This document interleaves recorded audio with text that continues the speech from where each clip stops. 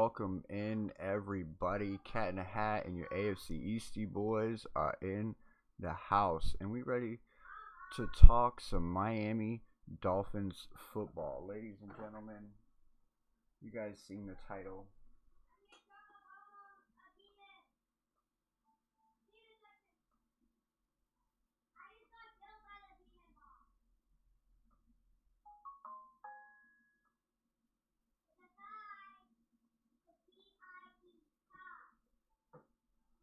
You guys seen the title. Breaking news. Coming soon. That's right. Sean McDermott, we woke up this morning. Sean McDermott got fired from the Buffalo Bills after that embarrassing loss yesterday. We saw over the weekend Matt Lafleur gets extended with the Green Bay Packers. What does this mean for the Miami Dolphins? What does this mean for the Miami Dolphins organization? Does this mean now that we completed the Rooney Rule, literally within the last hour, completed our second interview to oblige the Rooney Rule, right? Does that mean here in the next 30 minutes or so, we could be getting breaking news live here on the AFC Eastie Boys? Breaking news that the Miami Dolphins signed Jeff Hafley as the next head coach.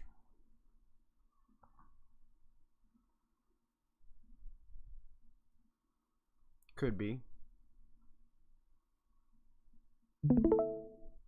Could be.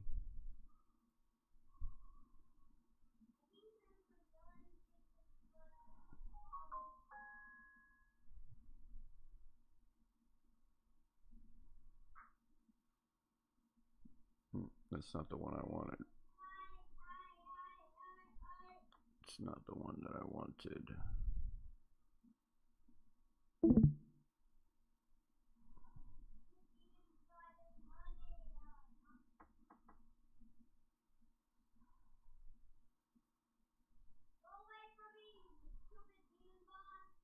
I think this is the one we want, right? No, it's not the one we want. Whatever.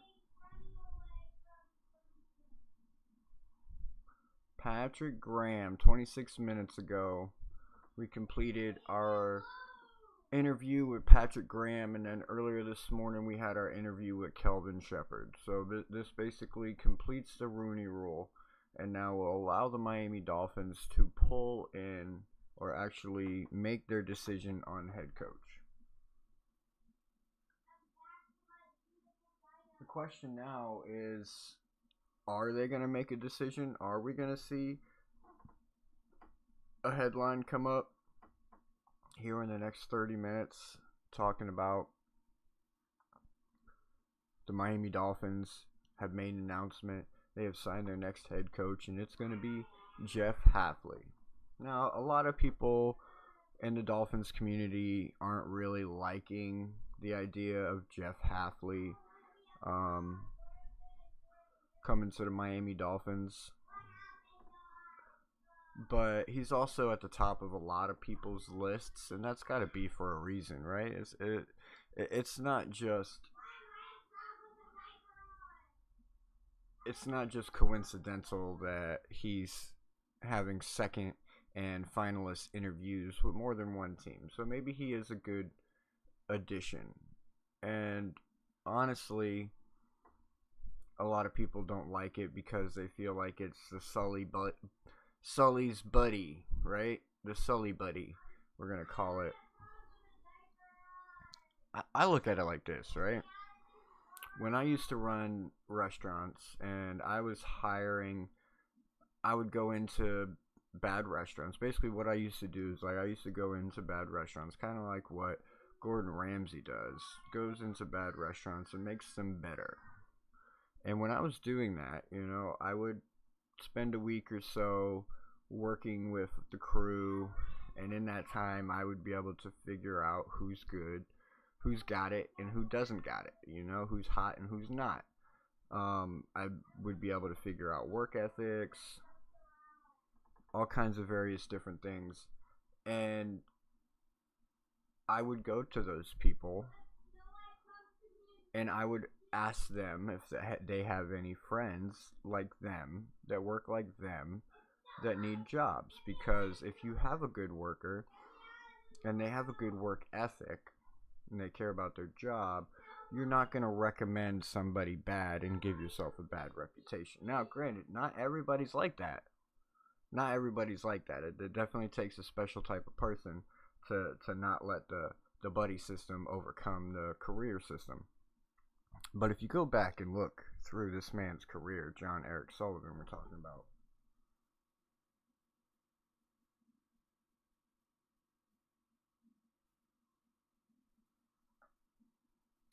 he's been in one organization his whole career, and he's seen it done the right way.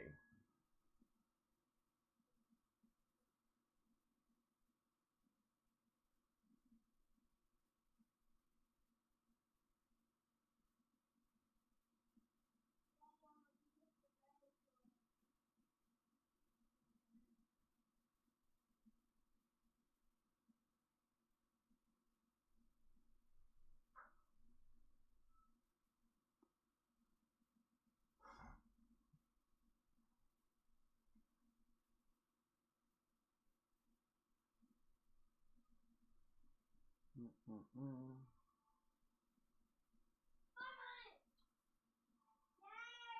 Anyway, so he's seen it done the right way. He's been in an organization for 22 years, watching and learning from some of the best.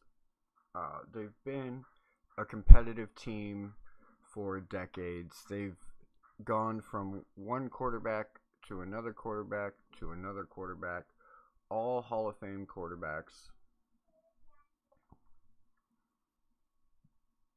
So I'm going to have faith in Sully, and I'm going to have faith that this is the type of guy that isn't coming over here just to give all of his friends opportunities. I'm going to I'm going to assume that Sully is the type of guy that wants to come over here, and he took this job knowing that this is a prime spot. This is a prime location to come over here and really excel and show that you've learned a lot through the years, you've grown a lot through the years, and you could take a dysfunctional organization like the Miami Dolphins and you can turn it around and turn it into a championship caliber team. And he had a interview with Travis Wingold recently, and we're gonna go through that interview. We're gonna listen to it. We're gonna break it down while we wait for this breaking news to drop. If it drops today, hopefully it doesn't. Right? I'm hoping that we don't have breaking news today, and that we didn't hire our head coach today because we completed the Rooney Rule. Because if we do, that means we didn't do our due diligence, right? We didn't hire the best coach available or possible. We didn't do our due diligence as far as being patient and waiting for the right guy. Because we still technically have interviews scheduled with Chris Shula and Clint Kubiak, but those gotta wait now. They gotta wait because now they're getting ready for their respective championship game.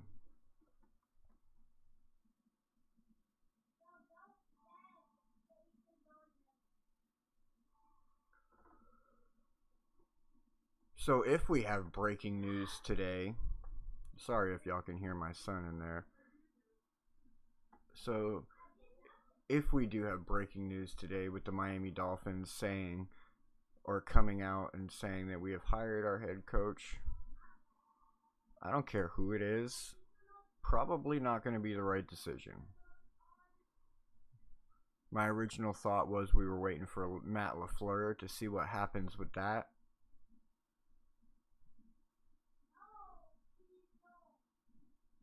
Well, that news got dropped on Saturday that Matt Lafleur got extended with the Green Bay Packers. So he's off the table. I was thinking, oh, sometime Monday, they're going to drop our head coach. They're going to drop the news that we have a new head coach and they've hired our head coach. And then I realized, oh, but Chris Shula hasn't finished his second interview yet. Clint Kubiak hasn't finished his second interview yet. They have games this week. They're going to be playing in the NFC Championship. We have to wait until next week. And then even longer if we want both of them to interview.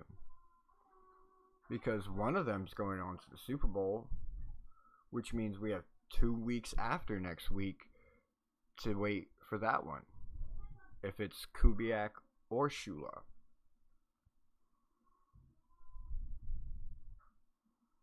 So what do the Dolphins do?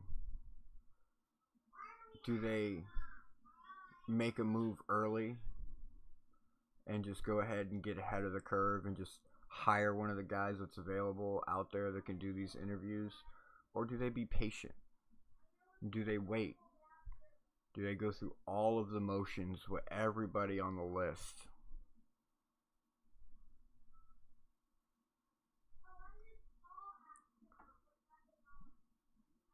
That's what they should do.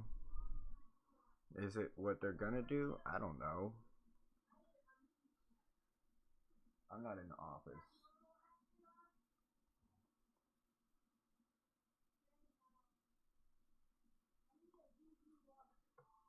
I'd like to hear y'all's thoughts on it though. Y'all can go ahead and hop up here into the Discord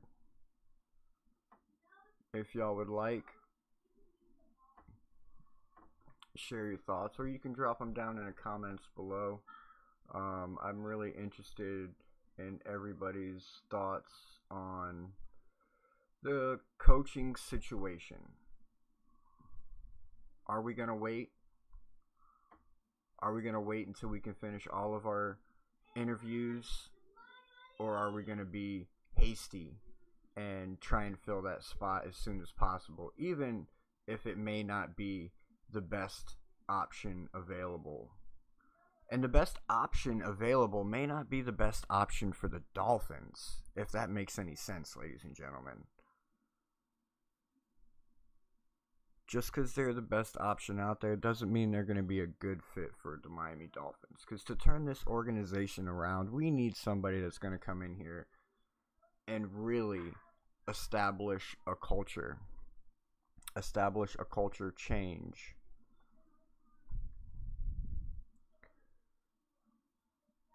One that's really going to get in here, come in here, and get these guys behind them. Kind of like you've seen with Ben Johnson and Mike Vrabel. I mean, those guys literally went in there and turned that team around in less than a year. What's up, Kenna? How you doing today? What up? How's your Monday going? It's going. You know, another day on the shitter is how I see it. Yeah, definitely. I'm sitting here refreshing my Twitter feed every 5 minutes to see if the news breaks. Now that we've satisfied our Rooney rule, we can actually make the decision. But I mean, I was just saying, like, should we make a decision or should we be patient and wait? I mean, what's the, in my opinion, what's the point of rushing through it? Like, if we make a decision now and say let's say that in the next 30 minutes to an hour or so, or even sometime tomorrow, the Dolphins announce Jeff Hafley as the head coach. I'm not saying that that's the worst thing in the world, but that would mean that we passed up on our second interviews with Clint Kubiak and Chris Shula to just go ahead and put a guy in the building. Facts. I mean, so I'm gonna play a little devil advocate here. What would be so bad about hiring somebody now? Because the faster we get somebody, the faster we can move forward with the process. But I mean, what's 2 more weeks in the grand scheme of things, right? We have our general manager in the building, so at the end of the day, like, he doesn't really need a coach in the building at the moment to evaluate the players on the team, evaluate the players coming up in the draft. Like, do we really need a coach in the building right this minute?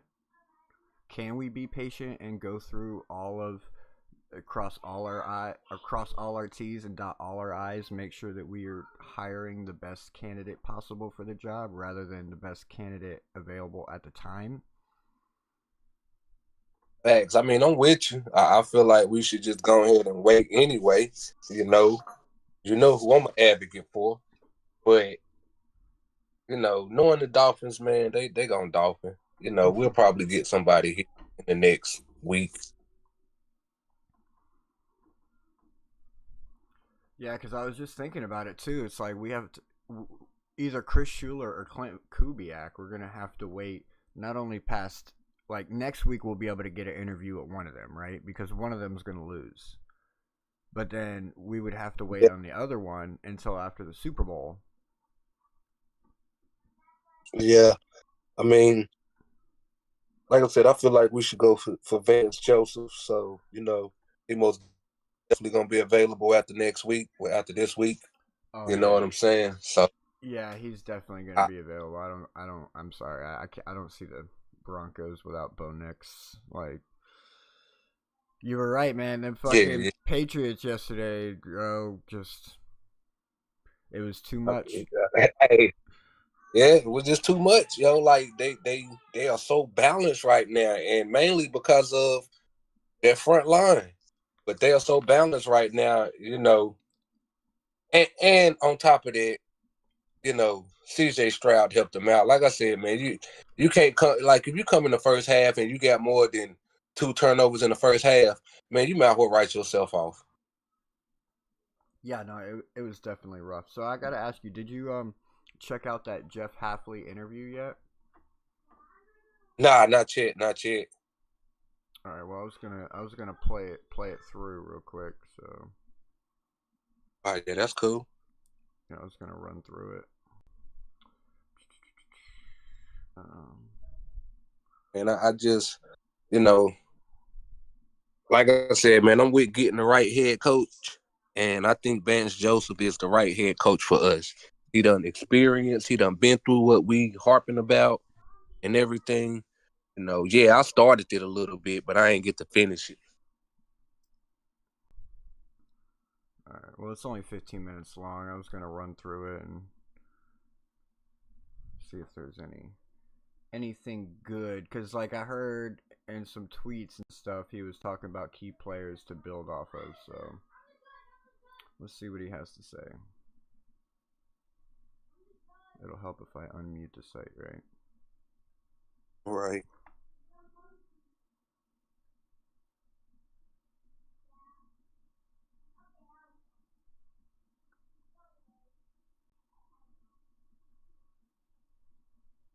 What's your early impression so far of Miami and the work environment? Better weather.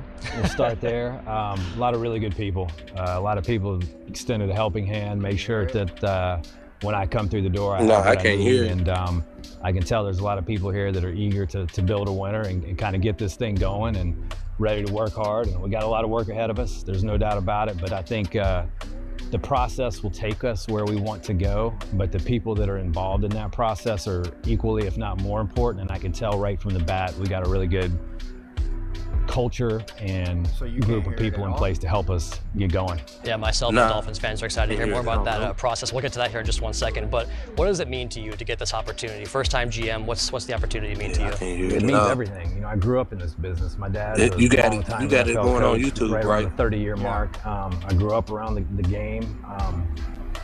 I think anytime you get a chance to put your fingerprints on something and build something special along with a lot of other really good people, that's a special opportunity.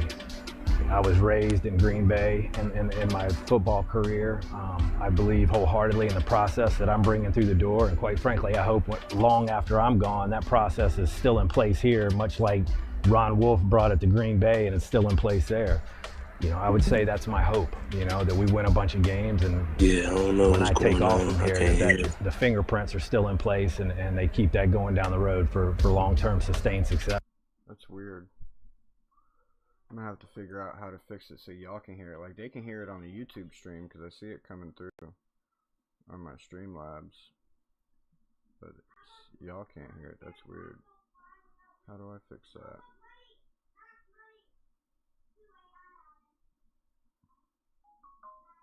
Yeah.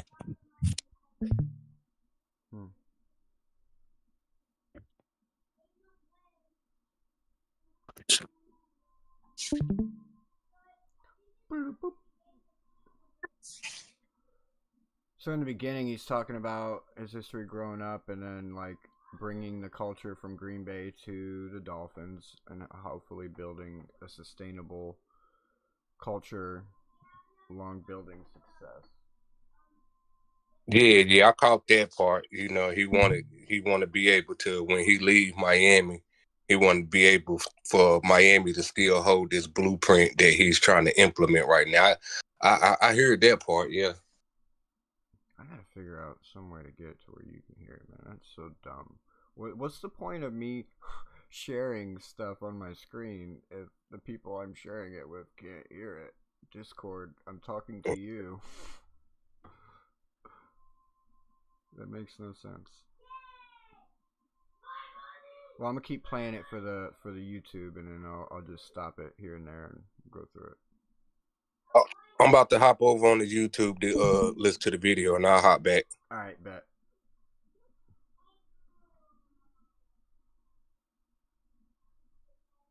All right, new Dolphins General Manager John Eric Sullivan, man, welcome in. Thanks for your time today. I appreciate you having me. Not a bad setting for an interview, right? Pretty cool digs. What's your early impression so far of Miami and the work environment? Better weather. We'll start there. A lot of really good people. A lot of people extended a helping hand, made sure that when I come through the door, I have what I need. And I can tell there's a lot of people here that are eager to build a winner and kind of get this thing going and ready to work hard. And we got a lot of work ahead of us. There's no doubt about it. But I think the process will take us where we want to go, but the people that are involved in that process are equally, if not more important. And I can tell right from the bat, we got a really good culture and group of people in place to help us get going. Yeah, myself and Dolphins fans are excited to hear more about that process. We'll get to that here in just one second, but what does it mean to you to get this opportunity? First time GM, what's the opportunity mean to you?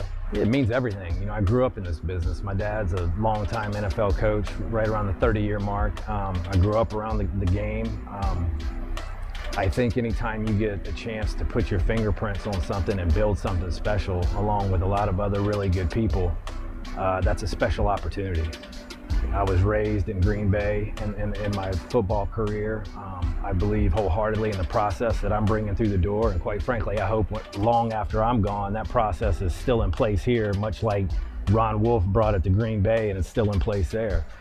I would say that's my hope, that we win a bunch of games, and when I take off from here, that the fingerprints are still in place, and they keep that going down the road for long-term sustained success. So I'm glad you mentioned Ron Wolf in the process, because Ron Wolf, Ted Thompson, Gutekunst, and yourself now here with Miami Dolphins, you've spoken about the opportunity to be a part of the proven process over sustained time, right? Building a sustained winner. How would you summarize that process, and what are the key takeaways you have from your time there that will carry forward into this role? We're going to draft and develop and retain our own. It's important to us that we raise our own, because that's culture, right? We don't want a team full of mercenaries. That creates problems. That's key right there, right? We're going to draft and develop and create a team of our own. We're not going to go out there and get a bunch of mercenaries. Basically what the Miami Dolphins have been doing for the last Greer run. All the free agents. He's going to speak on it. Let's keep going. On multiple levels. But then within that, it's who you infuse into that locker room. We want people who love football, who want to be the best that they can be, who are selfless, who are good teammates. And then we're going to use every player or every avenue of player acquisition to supplement this roster. We'll be very intentional and deliberate on how we go about it in free agency, because that can be dangerous waters if you don't handle it the right way. But that's how we'll move. You know, it'll be build through the draft, retain our own, supplement in other avenues of free agency and practice squad steals and all that goes with it, waiver wires, and build this team out best we can. But at every avenue, we will strengthen this roster if given the opportunity. You know, some teams around the league have this like universally recognized player prototype, right? Like if the Dolphins develop that under your watch, what do you want that to be? Like what type of player do you want pundits to look at a player and say, that right there, that's a Miami Dolphin? I think mental toughness, physical toughness, you start there from a character standpoint. And again, a burning desire to want to be the best that you can be and win. That's what we're all here to do. At the end of the day, if you broke it down to one word, we're here to win. And then within that, you know, our division runs through Buffalo and New England and New York, cold weather places. There's a saying in our business, fast gets slow, but big doesn't get small. So understand, like, we're not gonna sacrifice speed and explosion and skill for a bunch of big stiff guys, but we are gonna have substance to us at all levels of our team. At corner, at receiver, at running back, and certainly up front. We will build this team, starts with the quarterback, and then we will build this team from the inside out. We gotta be dominant on the offensive line, dominant on the defensive line, and then explosive and athletic on the perimeter where we can attack all three levels of the field, and it gives that offensive coordinator flexibility to call the game the way that he wants to call the game, most importantly in any element. Adaptable to what the opponent can show you as well on the other side of the football. What's the process in IDing a player that fits all that criteria? I know it's a lot, but what's the process of trying to find players that fit that criteria? It starts in the summer. You're watching their junior, sophomore tape, depending on what level of player he is. So you start there, and then you go through your college process in the fall of going to games, talking to a lot of different people about the makeup of this player. I always refer to it as football character. What makes this guy tick? Where does he come from in his personal life? What experiences has he overcome? What adversity has he overcome? And then you watch hours and hours and hours full of tape, you know, to put a value on this player. And then obviously you have the second part of it with a lot more touch points, all-star games, combine, pro days, and the more information that comes in, the clearer the picture gets. And then eventually, you know, we'll go through draft meetings. We'll have a lot of discussions with our scouts who have spent years at this point identifying these players and doing a lot of work on these players, and we'll set the board. And we'll go pick players that we think, number one, will help this football team. Look, at the end of the day, you got to be able to play. Right, you got to have talent to come in here and make a difference for this team, but then we also want to make sure it's the right kind of guy that we're infusing into that locker room from a character standpoint. It's a long process. You have to love it, right? You have to love it to do this job effectively. Yeah, I think if you don't have a passion for this game and for this job in particular, you'll drown, because it's a lot of work, it's a lot of late nights. It's not a 9 to 5, and if you're passionate about it, you'll do well at it. But if you're not, you'll get identified pretty quickly. So you've touched on this a few times in this interview already, but during the offseason, it can be so easy to get caught up on the shiny object, right? The big free agent sign, the early draft pick. But I once heard you better get your internal evaluations right, otherwise you've got no shot. What's the key to making that a reality, getting your internal evaluations mostly right? Yeah, I mean, look, any good scout knows their team better than they know anything else. So, you know, we've done the work there. There's a lot of work to do on this team. I've already talked to I've had a couple of the guys pop up to my office, and we've talked about what's important to them. We have 30 UFAs, you know, I mean, just start there. You can't bring them all back. So there's going to be a lot of work to do, but we have some nice pieces as well. A-Chain's a difference maker. Brewer's a really good player. Brooks is a really good player on defense. You know, there are building blocks and pieces. Patrick Paul is a good left tackle. There's pieces, but we have a lot of work to do in certain areas. It's our job to make sure. I just want to point out that he did not mention Waddle. I'll continue. That through the draft and through the other avenues, we're making this team as competitive as possible at every position, because competition drives the individual to excellence. I don't care if you're talking about on the gridiron or if you're talking about in the office place. If you don't have a lot of weak links, everybody else is going to get better. And that's our job as a personnel staff, and my job as a general manager, to make sure that we're cultivating that day in and day out with our football team, and then what goes on in that building. My very next question was Achane, Paul, Brewer, Brooks, and Waddle. I had Waddle in there as well. Waddle. I forgot Waddle. You rattled them off the top of your head, so it makes perfect sense. But I was going to ask you, because there's more players than that, obviously. But what does excite you most about the young core talent you have here? Because you mentioned speed and size, all the things you want to find on the football team. What about that core really excites you the most? Yeah, I mean, I'll start with Jalen. He's as explosive of an athlete. His ability to create separation at the top of the route is as good as any. Obviously, Achane's production speaks for itself. He's a 3-down back. He can strike from anywhere on the field. He's a home run guy. Brewer's ability to play out in space, snap, step, reach, get to the second level, and he plays, quite frankly, much bigger than his listed size.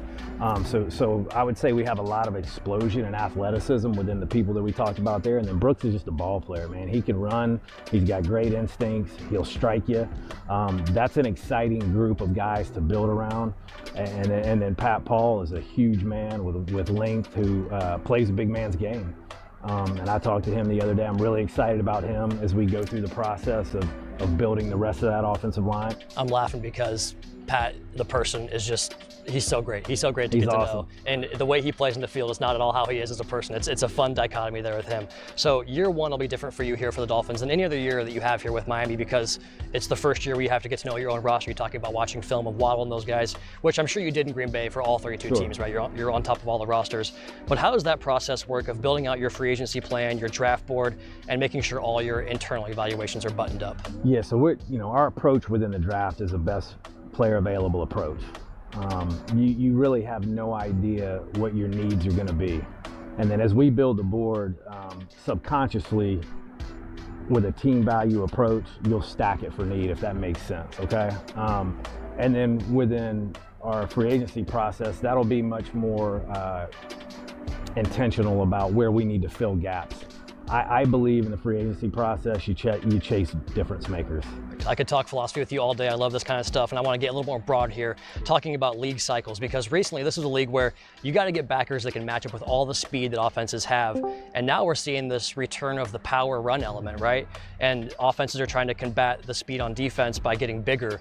What are your thoughts on the cyclical nature of offensive football and where we're at in terms of power run game, short, high percentage throws, playing shells, light boxes, where we are in 2026 in the NFL? Yeah, I think the best teams are have the ability to be multiple. That's the hardest to defend, right? So again, when I talk about getting big on the interior, it's not necessarily at the sacrifice of athleticism. We're not going to have stiff guys that can't move because we want to be multiple. We want to, if there are times in a game we want to get thick on you and run more of a power gap scheme, we have the ability to do that. And then there's times we want to run off the ball, and so, I guess that would be my answer to that. I think the way that you build this team, from a trait standpoint, you have to be very cognizant about being able to be multiple so that you give that coordinator on either side of the ball the flexibility to call the game the way that he wants you to call it. I don't think that, you have to affect the passer on defense, right? But I think you have to have 2 to 3 big men that when you got to go stop the run, you have the ability to do that. If you have a bunch of sub guys that you're kicking down all the time interiorly and you don't have the ability to get big on you, they're just going to run it down your throat. So that's a great question, number one. And it's our job and the personnel staff to make sure that we're giving the coaches the flexibility to be multiple on both sides of the ball with our personnel. This is a little bit redundant because you talked about it a few times, but I watched a sit down you had for Packers.com a couple years ago, and you talked about the draft is your lifeblood. I mean, I love that quote so much. We know that's obviously true, and you subscribe to that belief, but maybe that's even more true today than it was in years past. You think that's the case? It's all I know. You know what I mean? And I don't want to come off as naive as if I don't understand trends and efficiencies around the league in terms of player acquisition, but it's brought Green Bay 30 years of sustained success. It's what I've been raised in for 22 years. I've seen the fruits that it bears, I just think it's the only way you can go because, again, I think culture is a huge deal, right? Culture is everything. And when you draft and develop and you raise your own, they're bought in. They understand what the standard is. When you fall into the trap of bringing a bunch of guys in from all over the place, there is no standard. Everybody's coming from a different standard. And again, I said it earlier, a team full of mercenaries is a scary place to be, because everybody's got a different agenda. When you're raised in one place together, your agenda is the same, and that's to go win ball games. Well, you're coming into a program that had a rookie class last year play 3,000 plus snaps in the season, and now you go into a 2026 draft class with 5 picks in the first 3 rounds. I know it's very early on, but what's your thinking or your approach here to this year's draft, especially building upon a 2025 class that saw so much playing time for the rookie class? It's probably not the sexiest answer, but the bottom line is bringing good players that are wired right for what we're trying to build. That's it. I mean, obviously, I'm not going to get any specifics on players that we're looking at, and there's so much more road to hoe, if you will, in terms of the process. But yeah, I mean, the simple answer is to make sure we're bringing really good football players in here that are about the right stuff. One of my favorite publications, you say, draft good players. That's good players. The key to winning football. From that same interview, you talked about some of the difficult conversations that have to be had for scouting and decision making. I think the quote was, if we're always agreeing, we're not thinking. How do you foster an environment that promotes that type of collaboration? Yeah, I think a lot of the things we talked about within my interview process is, look, we all have a job to do. Everybody's got a role in this thing, and they're all very important, equally important. But it's collaboration with boundaries and trust. I'm not going to walk down to the head coach's door on Saturday night and knock on his hotel door and say, hey, look, here's a 3rd and long call sheet. You should run this. It's not what I do. At the end of the day, everybody within my process, everybody will have a seat at the table. We'll be very deliberate and intentional about how we go about that, because I want to make sure that we eliminate the bias. But at the end of the day, everybody will have a say. The decision making won't be collaborative, because you're hiring me to make decisions. If we start voting on everything we do to make everybody feel good, the value of the process is out the window. I think, again, making sure the right people are part of the process is just as important as the process itself. You got to eliminate the pride, eliminate the ego. At the end of the day, we all need to do what is best for this place. You know, if I could promise, and I'm not big on promises, but if I could promise anybody one thing right now on camera, every decision that is my responsibility, it will never be about my personal agenda or my relationships in the building. It'll be about the Miami Dolphins and what is best for this place, period. This is my favorite question of the entire interview. I'm a father of 3, you're a father of 3. Sure. How excited is the family to be down here in South Florida? They're excited. They know there's a beach and water.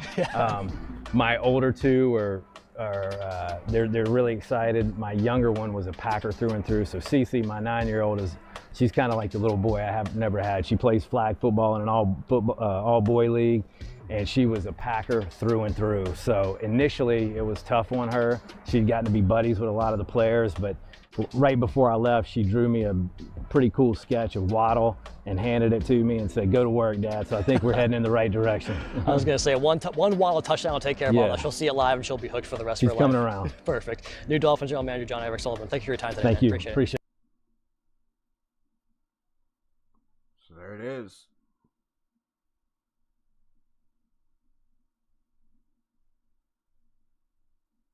Don't agree with it? That's too bad. Like and subscribe anyways. Like and subscribe anyway. All right, football fans, listen up. Forget the trade deadline, forget the free agency frenzy, because we have the most important piece of NFL news you will hear all season. That's right. He said he doesn't mind the whole voting process, but when it comes to making decisions, he's not down for the voting thing. He's going to make the decisions. Is that why he took this job? Was that his stipulation?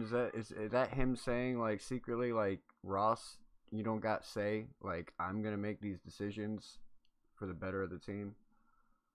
How did you feel about that interview, Kenna? How did it make you feel? Watching it through and through, I'm going to say it makes me want Vance Joseph even more with this guy. Like, because, he said it right there. You know, he basically told us that our last general manager did not draft the proper personnel for the head coach to be able to be versatile in his play calling with the players that he got on this team. Like, I don't know, man. To me, this interview just pointed out that Chris Greer is the fuck up for this team.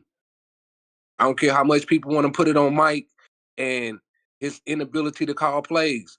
When you come into a team that is only formed one way to play, then of course your play calling is going to be trash. Of course it's going to be off cue because you are with a bunch of players that really don't fit your damn scheme. And that's what Chris Greer did over here. He did not draft players to fit Yeah, his like scheme. what he was talking about with the mercenaries, you know what I mean? He was like filling our team with a bunch of free agents. Like that was another thing I liked that he said. Oh, Man, that was bro, another like, thing that I liked that he said that, you know, like we're gonna yeah, build through the draft. We're gonna like develop our players, which is basically what Green Bay has done. You know what I mean? Like he's literally he's bringing a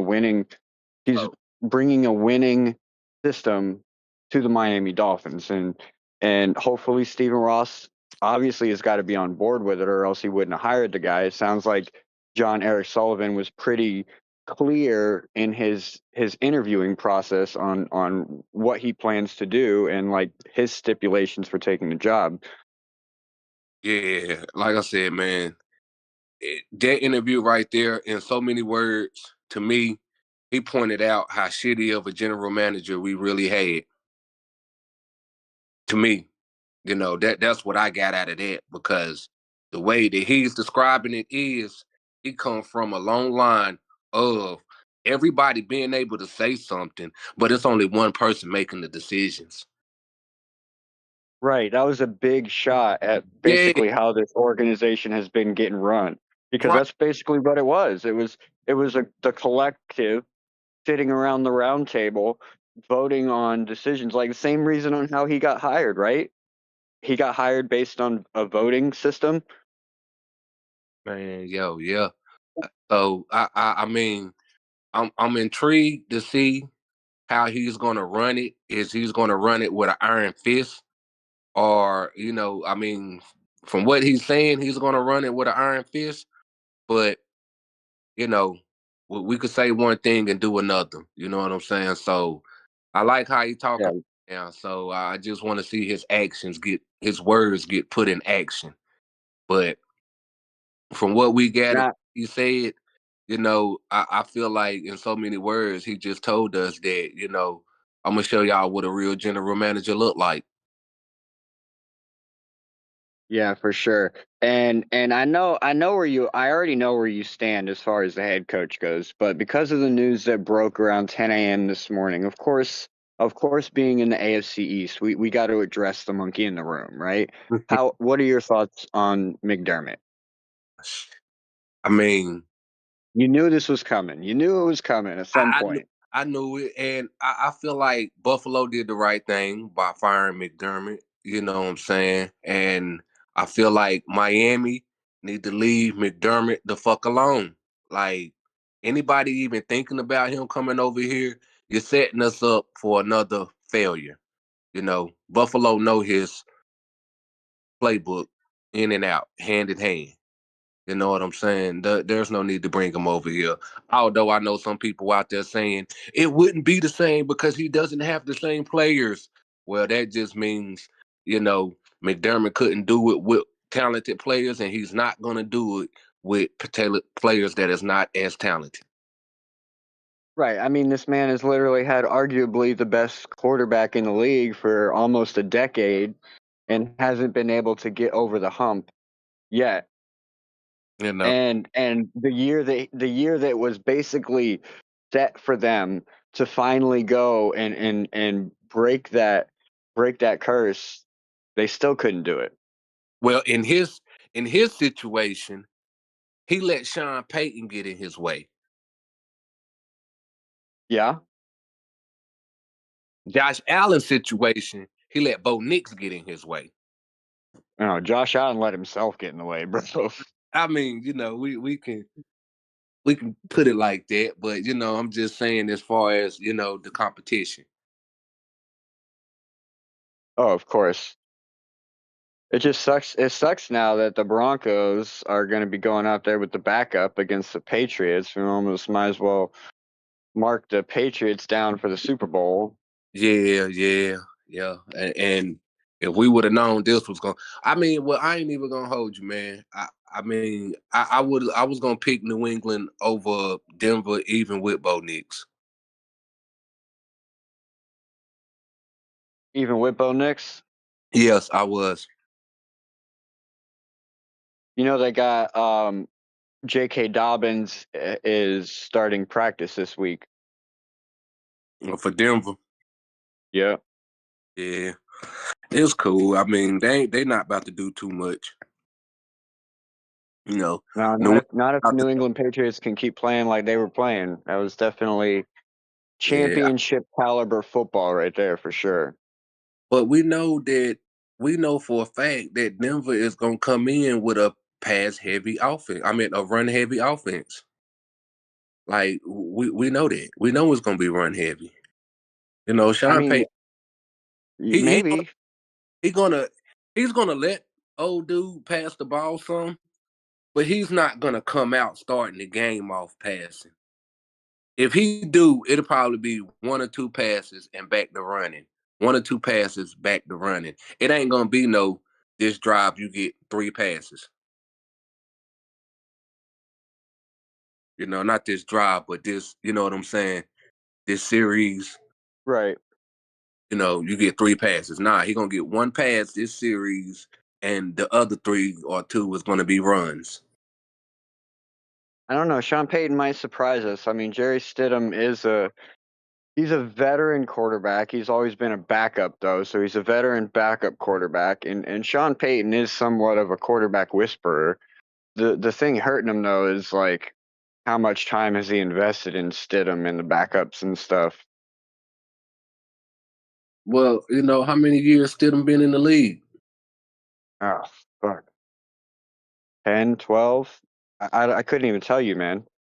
If it's been that long, then the book is out, yo. He's not gonna do nothing with that dude. He's only had like 5 starts, I believe. Like he hasn't had a whole lot of starts, like actual starts in the NFL. Be in the league 10 years as a backup. Yeah, it's definitely rough sledding, but I mean, like, look what Nick Foles and the Eagles did. Look what um, Roger I mean, Staubach did with the Dallas Cowboys back in the day. how can we even bring up the Nick Foles situation when Nick Foles came from? Didn't he come from Jacksonville to Philly? I believe so. Yeah, I believe he got drafted in Jacksonville. Because Carson Wentz had that job at first until he went down, and then Nick Foles. Well, am I right? Yeah, it was Carson Wentz for like 80% of the season. Then Carson Wentz went down, and Nick Foles went on and won him the Super Bowl. So basically, what I'm saying is Nick Foles was a starter already before. It's just that he flirted out and got with a team that made him seem more than what he was. Right, because then afterwards he got traded away and disappeared from the face of the earth again. Fact. So this this Stidham situation, yo, like I mean, the dude been a backup for 10 years. He's a career backup artist. You know what I'm saying? I like out for that. I feel like Matt Moore is a better quarterback than him. Skylar Thompson. Yeah, I don't know about that one. But yeah, I just don't see too much going on with this kid. You know, there's gonna be run heavy for Denver. You know, they're gonna Yeah, try to play. especially if they get J.K. Dobbins back and he's good to go by which is probably what they're focusing on is getting J.K. Dobbins game ready. Because if they do have both their running backs, they'll have a nice little running back game available to them. And then their defense. But we saw what New England did to that defense yesterday. And again, turnovers, man. Turnovers determined the outcome of those games Yeah, in the Chicago game and in the New England game. yeah, man, yo, oh man, I was almost 2 I for told 2, you man. if New England can turn their turnovers into points, they win that game. And they turned 2 of those turnovers into points, and they won the game by like 14, I think it was. What did they Yeah, win by? It it was about was like 27-19 or something. Thinking. Hold on. Thinking. 28 to 28 to 16. Yeah, so basically 12 points. Yeah. And Chicago only lost by 3. Yeah, that was a hell of a pass to even take it into overtime, though, man. Yeah. I mean, they only lost by 3, so you know what I'm saying? Like, you know, Rams came out and made it a fight, yo. I ain't even gonna lie to you, man. They surprised me the way they was fighting in that cold weather. But then again, with Devontae Adams, with some vets out there that done played in cold weather before, they knew how to handle themselves. So, kudos for the Rams. Yeah, especially because them Chicago Bears were playing with everything they had, man. Yeah, But yeah. I think at the end of the day, realizing that they only lost by 3 points, Ben Johnson's aggressiveness kind of killed their Super Bowl aspirations.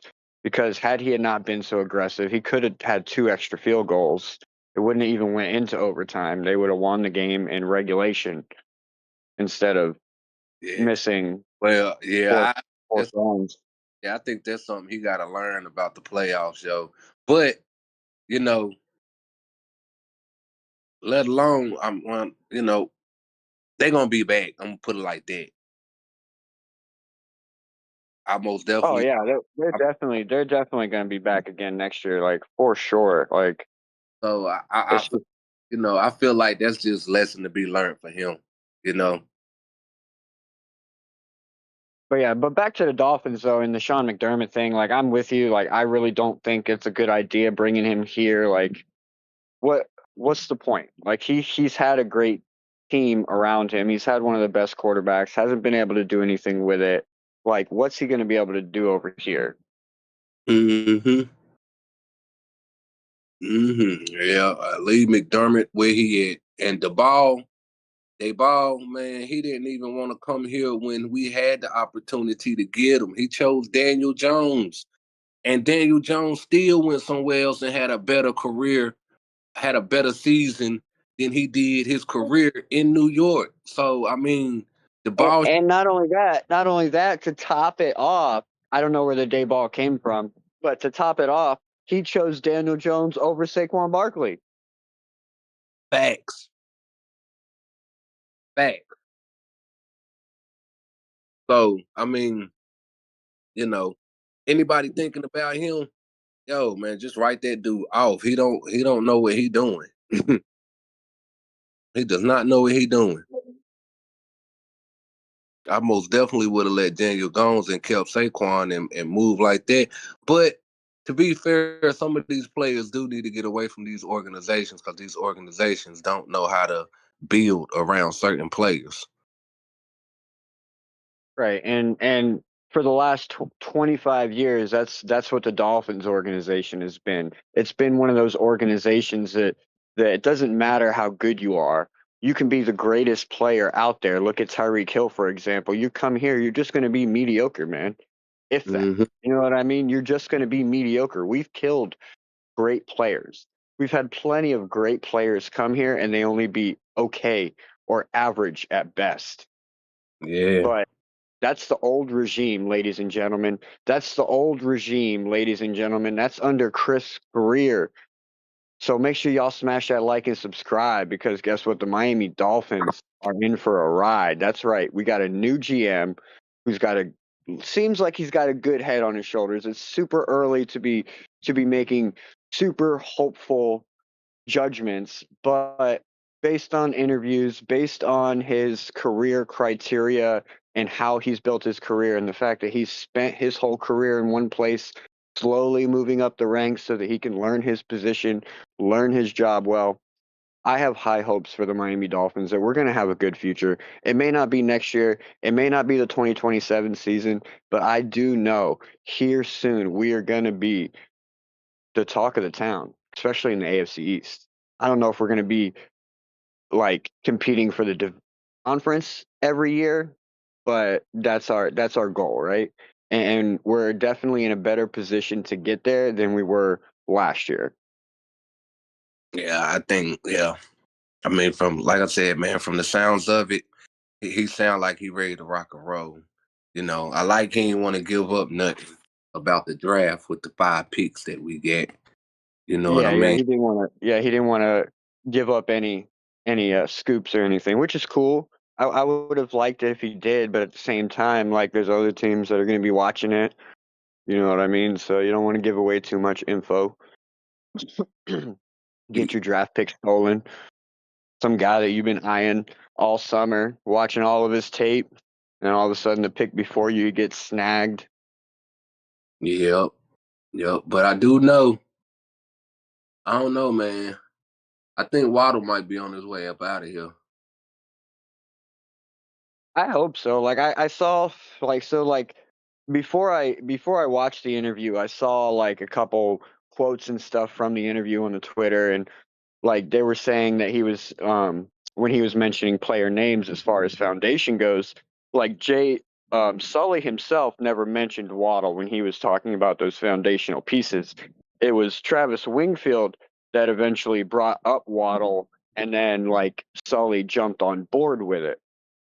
So it's like it's really I don't know what to think about Waddle. I don't know if he's going to be here next year or if he's going to be one of those pieces that get moved in order to grab more draft capital or like I'm gonna put it like this: if Waddle is out of here, don't believe shit Sullivan says. was that Because I mean, we just dissected it. We just dissected it. He didn't say nothing about Waddle at first. right? But then at the end of it, you heard what he was saying at the very end of the interview where he was talking about his daughter that plays football or whatever. That's exactly what I'm saying. That's exactly what I'm saying. So if he because why would you try to tell somebody some feel good story? Like I said, I believe Waddle was on his way out of here. That was a feel good story he told. That wasn't no, well, Waddle was most definitely one of our, you know what I mean? Like he named the people. Yeah, he himself named the pieces he felt were foundational pieces, and that being Devon Achane, Aaron Brewer, Jordan Brooks, and Patrick Paul. That's it. He didn't say nothing about Waddle. And He that was knew it. about He Waddle. didn't say nothing about Waddle. He knew. And Tua wasn't brought up at all.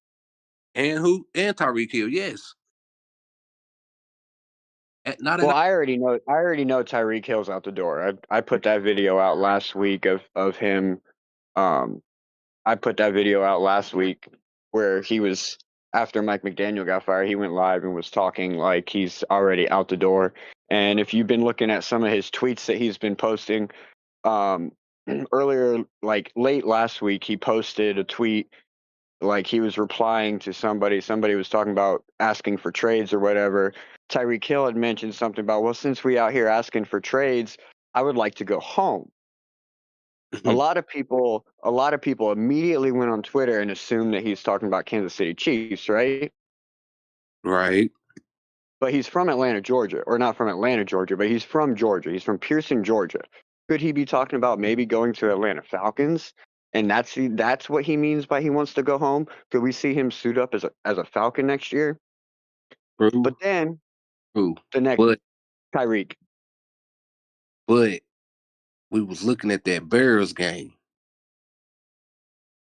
Tell me that team ain't up and coming. No, it definitely is. It could definitely use a Tyreek Hill for sure. Man, can you imagine Tyreek with Caleb? Or even Waddle. Yeah, true. Or either Waddle. Because what he had, like, I mean, Caleb Williams is nasty, yo. We knew that when he played us fucking couple years ago and freaking that was Justin Fields that did that. Never mind. When he was with the Bears. That was Justin Fields when he was with the Bears, when he broke that 60-yard fucking touchdown that was actually like 80 yards because he ran back and forth like from sideline to sideline before taking it to the end zone. Yeah, but that kid Caleb Williams, man, he got the ability to get up out of the pocket and run on top of a strong, accurate arm. Because if you look at Stroud yesterday, like all of them passes was behind his receivers a lot. It's like Stroud was a beat slow on everything, indecisiveness, bad decision making. I don't know what was on Stroud's mind. I think he was seeing ghosts. But D'Amico Ryan, I'm surprised we ain't heard about him not being fired yet. Well, I don't think so. Like, in my opinion, so far, he's done a great job. He's just kind of running into the same issue we had, right, with a quarterback. Like, the team has been performing, though. They've been in the playoffs twice out of the 3 years that he's been running that team. He's 0 in the divisional round. Right. But he made it to the divisional round. He took a team that was coming off a bad Deshaun Watson deal and all of that BS, and took it from a team that was at the bottom, and now they're fighting in the playoffs. I get what you're saying. But, so this is like, so it's almost like the Buffalo Bills situation right now with D'Amico Ryan. Do you want to keep him and you get burnt out here? Or should you go ahead and cut now, let him go get a fresh start, and y'all get a fresh start? You know what I'm saying? Like, this is what, like Houston, Texas right now, that, like, they got to let D'Amico Ryan go. They need a new head coach in there so it can push them past the divisional round, because D'Amico Ryan, he's either defeated or he's complacent. To me, that's just, not trying to beat a dead horse. You know what I'm saying? Because I like D'Amico looked like he was ready to cry when they saw him. When he looked like he was defeated, bro. Like, me, that's just, that's why I say they need to go ahead and beat a dead horse. You know what I'm saying? Because I like D'Amico looked like he was ready. New scenery is most definitely in need for him. It's kind of like he was defeated, bro. It's kind of like he remind me of that's why I say they need to Andy Reid in Philly right now. Because but do you think that we're going to see another? Is most definitely in need for him. It's still possible. It's kind of like we could wake up tomorrow and he could be fired. He remind me of. I just feel like that's Andy Reid. I don't know, man. There's already been 10 coaching changes this year. That would be really unprecedented for another one to go. In need for him. I mean, like I'm saying, man, if Houston don't want to get complacent, this is the time to let go right now. I don't know, you know what I'm saying? Like, this is 10 coaching it's one of those situations to where another one to go. It's no bad blood. Like I'm saying, man, if Houston don't want to get complacent, I need somebody else to push this team further right now. You know what I'm saying? Like, this is at this moment. It's one of those situations to where. Yeah, no, I feel you. I don't think they're going to make a move. I just don't personally think they'll make that move. No, they're not. It's not done now. You know what I'm saying? Over there on that side. I know they thinking back another year. Yeah, no, I feel you. I don't think they're going to make a move. I just don't personally think they'll. So let me ask you: is Vance Joseph on our list for coaches? I don't think he's just the guy that you're trying to push for. I'm pushing for him because he fits the I bill of everything that we're looking for in the head coach. So let me ask you: is been through the turmoil and afraid to come out on the other side. For coaches? I don't think he just fit the bill for us, Sullivan, the way he views things and he wanna see things like I guarantee you Sullivan might start with the defensive side of the ball. I guarantee come out on the other side. For coaches? I don't think Well, he in just fit that the bill for it. You know, in that interview, he said he Sullivan, wants the to way he start with wanna, the the way quarterback. he view Well, his he things, was and he basically wanna see saying what things everyone like, else says in I these guarantee you, situations, Sullivan right? might start on the defensive To side of the build a ball. I championship guarantee him team, out on the other you side. start with the quarterback, and then you build the offensive line, Well, then you build the defensive line, and then you build out from there. You get your explosive playmakers on the outside, so that you can exploit all phases of the field, all three phases of the field, and then you build the offensive I line. feel like Then you build the defensive the line, reason and why then he you build said it in out that from there. manner You get your is explosive because playmakers from the outside, Green Bay so that you always can had their front line.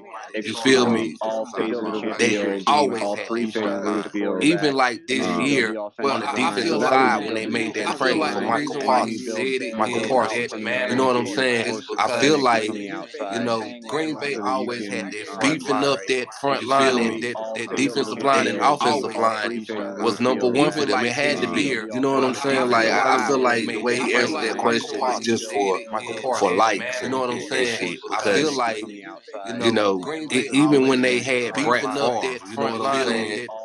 Like Antonio Freeman, I think that's his name. You know what I'm saying? Like I feel like he wasn't no high draft pick for like on and shit. Because who else was over there? I think it was a Jones guy that was over there with Antonio Freeman. Neither one of them receivers, I don't think, was high draft pick. If I'm not mistaken.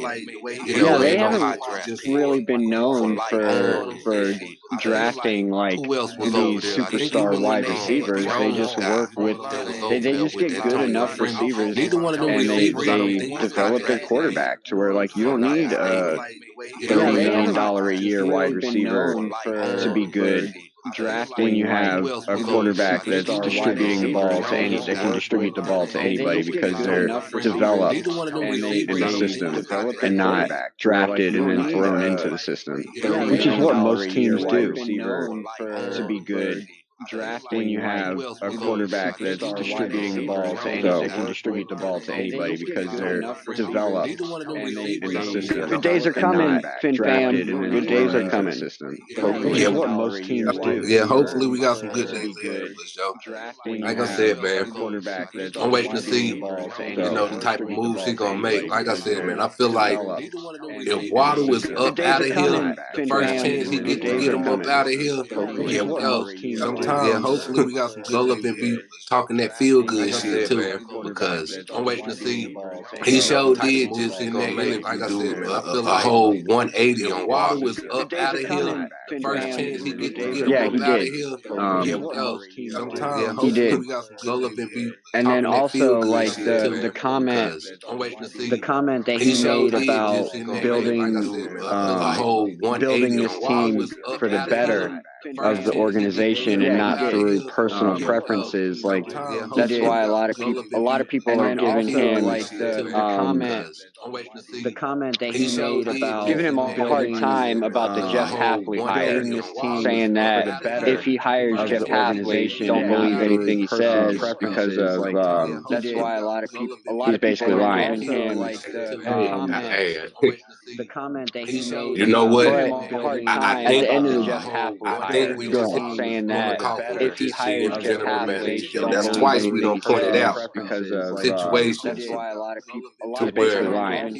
it could be, he could be that feel good guy trying to, mask himself. At the end of the Jeff Hafley we just saying that if he hires Right, Jeff and I get that's that twice we don't point it standpoint out. where that people are saying, like, I get it what you're saying, but at the same time too, it's like, what if Jeff Hafley really is the best fit for this job?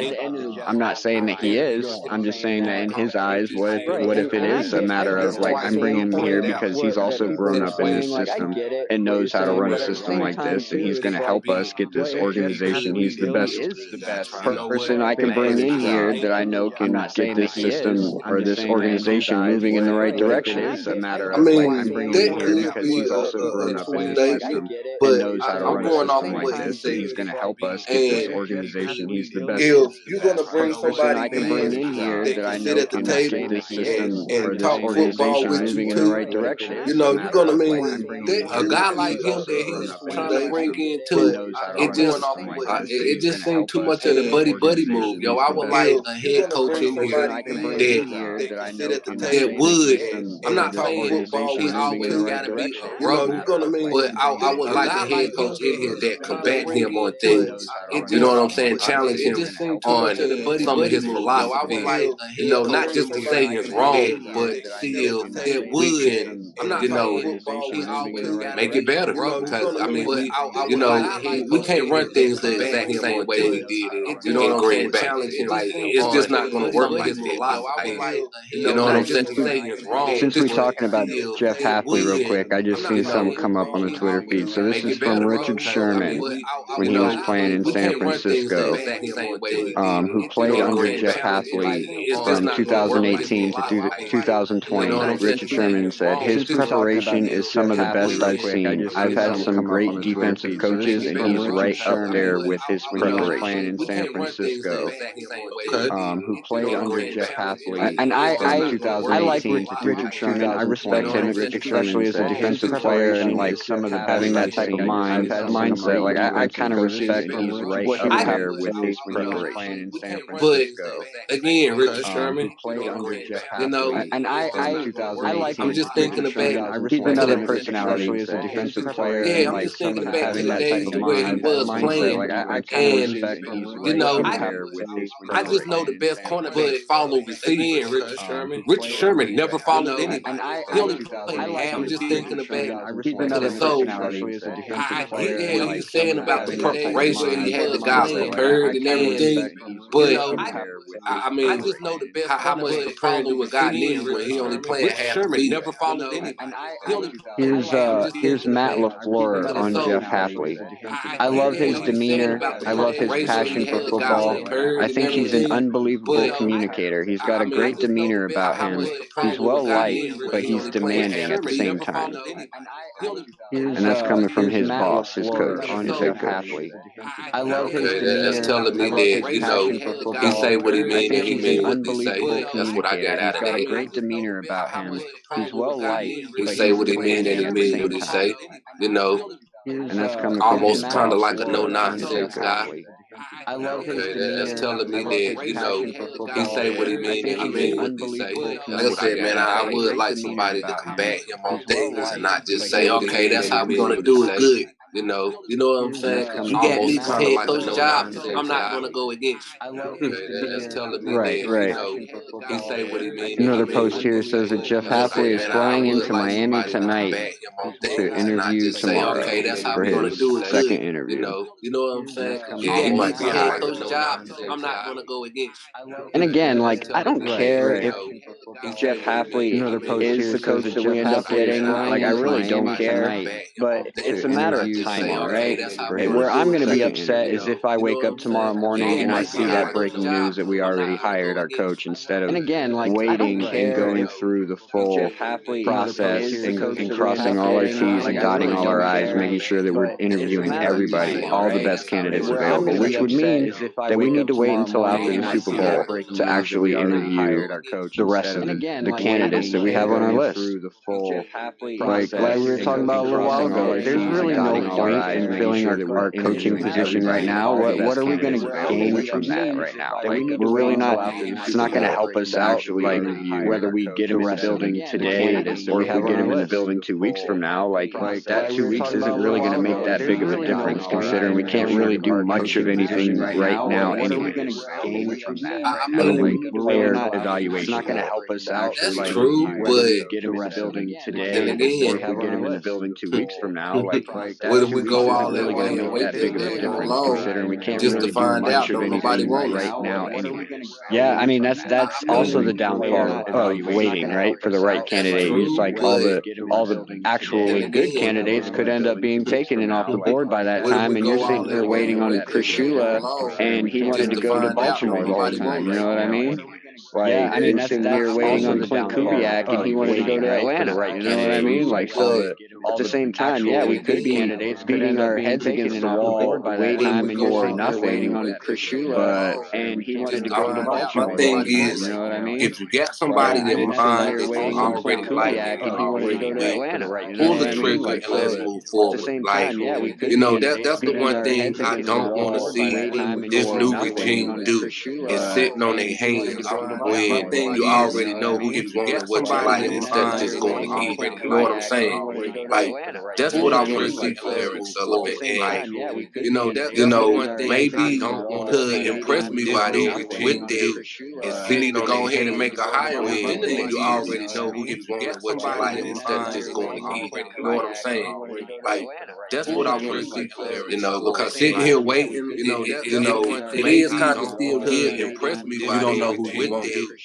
We need to go ahead and Kept make a saying we have hire a when bad you echo. already know who you want and what you like instead of just going Hold to on, get it. You know what I'm saying? Like, that's what I I want to don't see from know how to test that, because to be sitting here honest. waiting, Might be you. it is kind of still I'm on giving. my You phone. don't know No, who it you might be want. how I have everything We need set to up, go because ahead and like make I a have hire the when stream you set up on the already know side, who and you I'm want in and here what on you my like phone as instead of just well. going Hold to on, get it. You know what I'm saying? Like, Okay. that's what I I want to don't see from know how to test that, because to be sitting here honest. waiting, Might But be you. I have no it is way of kind of still knowing. I'm on my giving. phone. You don't know No, who it I you might be want. mean, how I have Like I'm everything saying, set man, I up, because just, like I have the stream set if up they're on gonna the make a move and side, they and I'm got in here somebody on in my mind that phone they as want well. now, go ahead and pull the trigger that way. okay. I'm gonna jump out and jump right back in. I'll be right back. Might But be you. I have no way of knowing. I'm on my phone. Yeah, No, it I might be mean, how I have like I'm everything saying, set man, I up, because just, like I have the stream set up if on they're the gonna make a side, move and and they I'm got in here somebody on in my mind that phone they as want well. now, quit sitting on your hands, Stephen Ross. Go ahead and pull that trigger. I'm gonna jump out and jump right back Don't in. be I'll be right afraid of back. that kill shot. I have no way of Sometimes that kill knowing. shot I'm will on my put you in the phone. best position you need to be in. Like I'm saying, man, I just, If they're gonna that's make a what I'm move and they thinking, got people. somebody in mind that they want now, quit sitting on your hands, Stephen Ross. Go ahead and pull that trigger. I'm gonna jump out and jump right back in. Don't be afraid of that kill shot. I have no way of Sometimes that kill shot will put you in the best position. I'm a big advocate for Vance Joseph, but I don't really care who we get.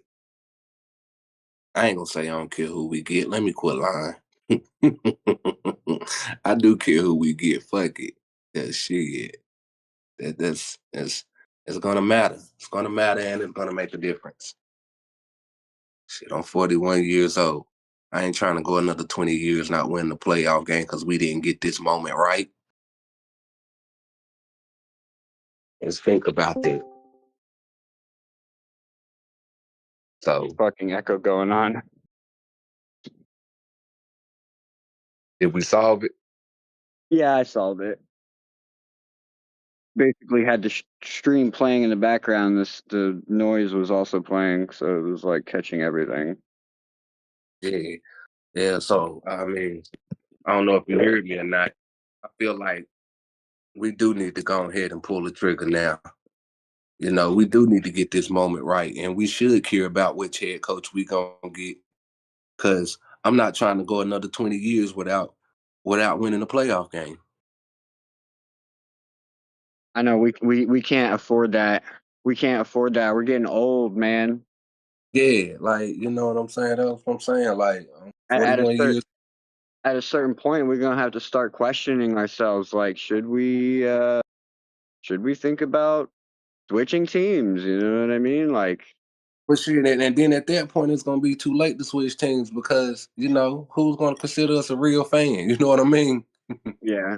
Well, I mean, like you spend 20 plus years rooting for a team that just gives you garbage, like, and you finally switch. Like, I wouldn't doubt your fandom, my guy. Like,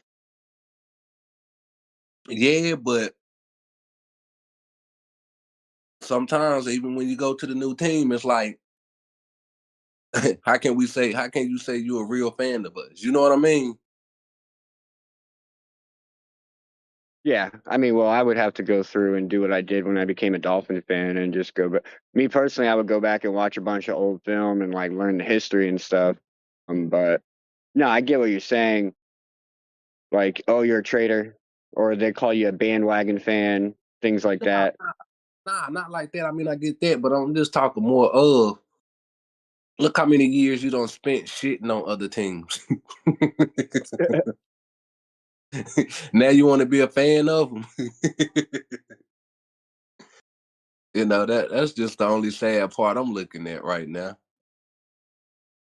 No, I would never leave the Dolphins, man. I say that I can joke around about that. I would never leave the Dolphins. We have completed a second interview for Jeff Hafley head coaching position. I thought this was supposed to be tomorrow. So we just completed it today. It literally just came through at 5 p.m. So he walked out of the building without a contract. He's not our guy.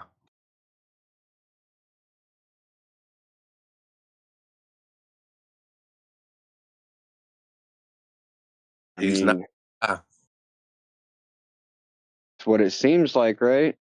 It doesn't say that we just hired him. It says we have completed a second interview with Jeff Hafley for our head coach position. Yeah. Yeah, I mean, like I said, man, when you got your guy and you know that's who you want, how do you not pull the trigger?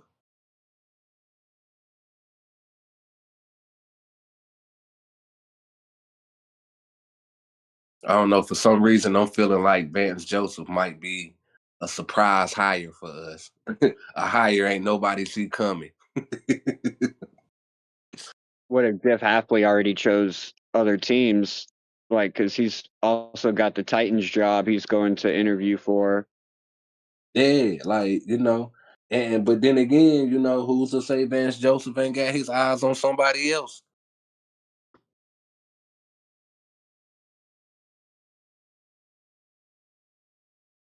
So I just don't like the fact that we got rid of a head coach who wanted to be here just to go look for somebody who might not want to be here. We're in a tough position, man. It's honestly, it's looking more and more like this is not an organization that any of these coaches want to go to, or I feel like they would have already got a hire. How many people did we do our interviews with? Kevin Stefanski, he went through the interview processes already, right? Yep. We didn't even get a chance with John Harbaugh, right? Ooh. Who was another one?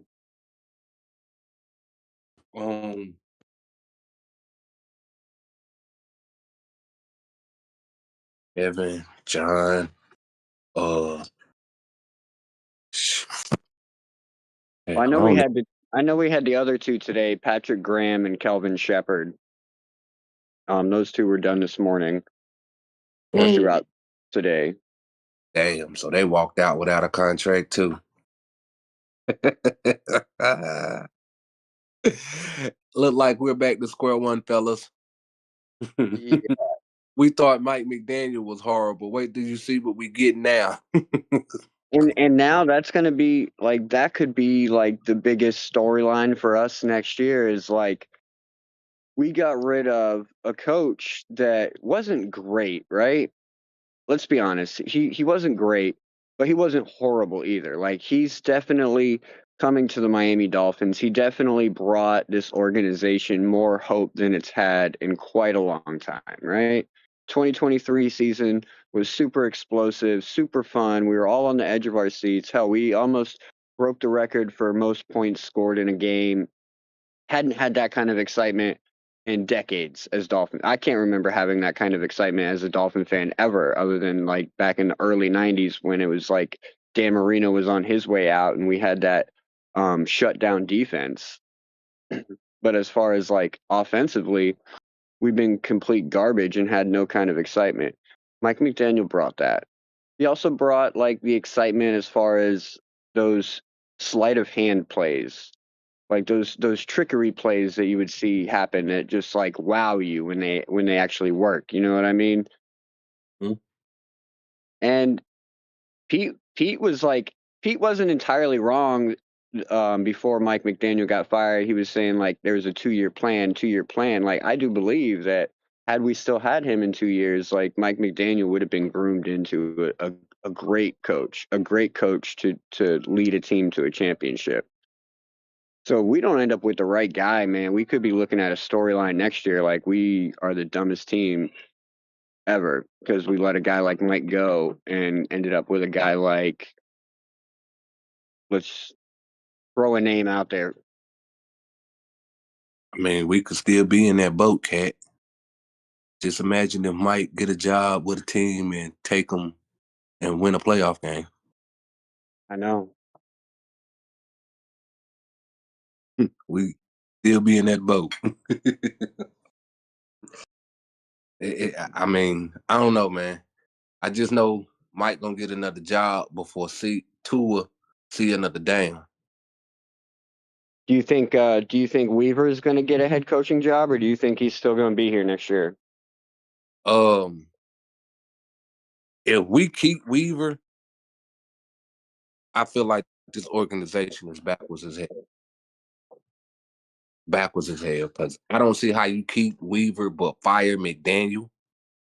Somebody just put in my chat that we hired Hafley just now. I didn't get it come through. It didn't come through on my Twitter. Let me check all the Twitter spaces real quick. Because somebody just said in my chat that we hired Hafley.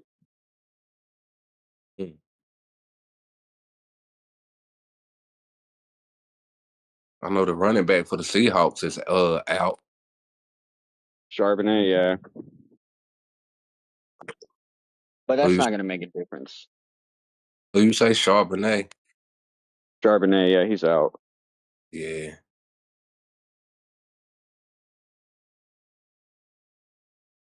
Yeah, I'm not seeing it, bud. Let me look on the Miami Dolphins website.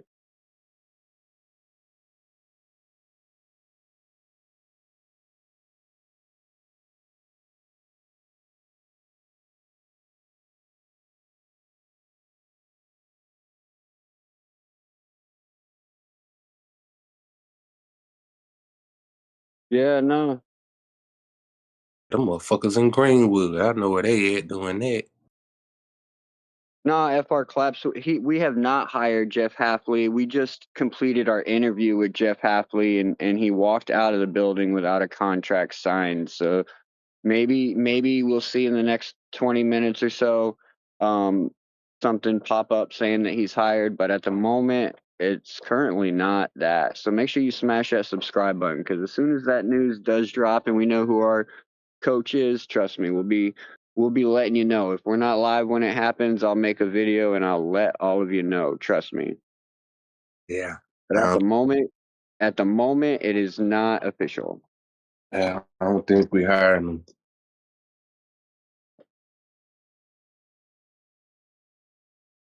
He might want that Atlanta job.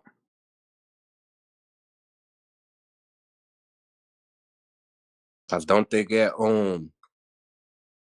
they got it over there in Atlanta, they got what's the name? Jalen Walker, right? But I know Jalen they had Walker? I know over there in Atlanta on the defensive side of the ball, they got two rookies that got 8 sacks apiece this year. And one of them is from my hometown, right along with Zeke Biggers. I think him and Zeke played on the same high school team. Oh, nice. So y'all just out there breeding sack machines, huh? I mean, North Carolina is known for basketball, but trust and believe, we got our football athletes too. Well, let's say we are expected to hire Jeff. They said we're expected to hire. Yeah. So they probably agreed on the contract. Just I don't get it. Where do you see that at? On Twitter? Nah. The NFL app. Oh, word. Yeah. All right, let's see what Adam Schefter just tweeted 1 minute ago. Dolphins now have hired former Packers personnel man John Eric Sullivan as their general manager and former Packers defensive coordinator Jeff Hafley as their head coach. Just now, breaking news. Yep. Miami is expected to hire defensive coordinator. Yep. That's Rappaport, Iron Rappaport.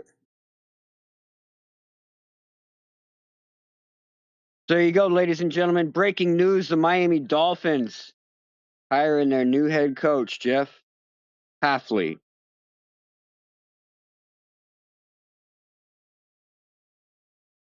He spent the past 2 seasons in charge of Green Bay defense.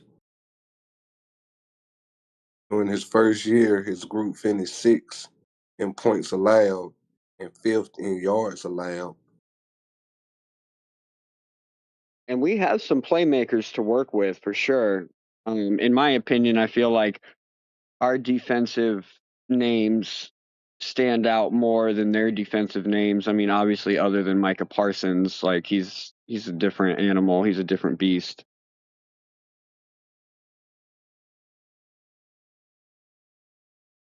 Yeah.